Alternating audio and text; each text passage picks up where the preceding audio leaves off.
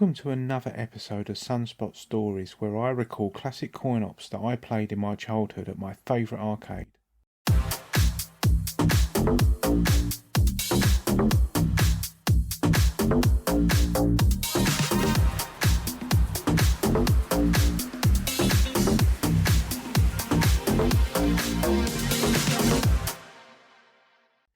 This episode, I'll be looking at the 1977 game Depthcharge by Gremlin.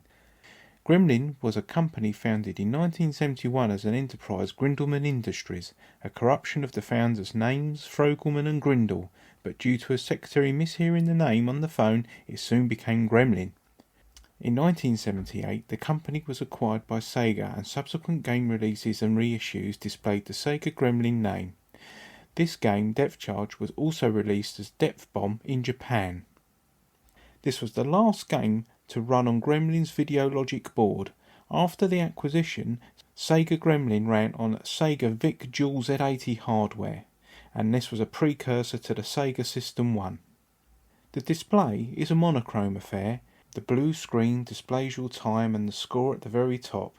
Then, above the waterline, there's a side-on view of your battleship that can be moved left or right. Under the surface, there are enemy submarines that travel from one side of the screen to the other in either direction. These fire little mines upwards. When these travel to the top, they can hit your ship and sink you, so you have to move left and right to avoid them. You attack the submarines by discharging ammo from either side of your ship.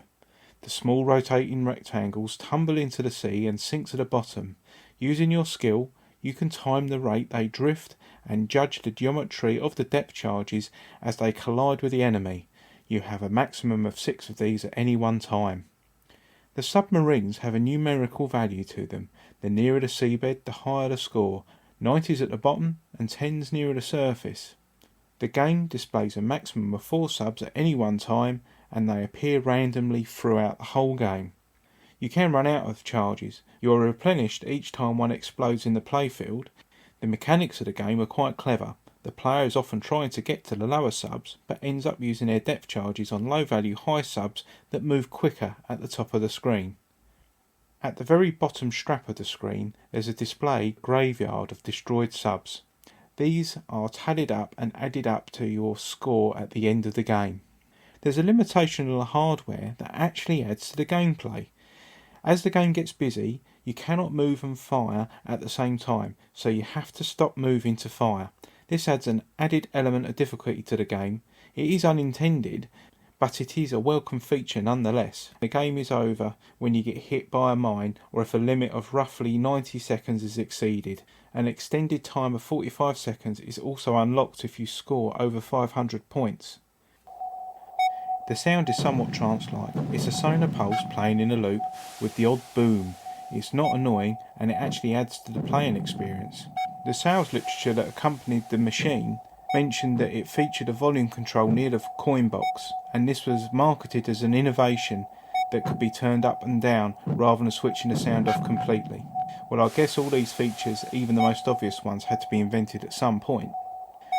The game did have a rival. Atari released Destroyer, which was a submarine sinking game with depth charges from a ship. It was released in the same year.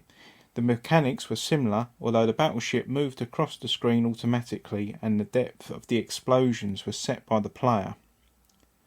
Depthcharge is playable, it's addictive, and the melodic sound effects draw you in. When the game stops, there is enough of an urge there for you to put another coin in to see if you can beat your previous score. I hope you enjoyed my deep dive into this Submariner simulator. If you like what you've seen, please consider liking and even subscribing.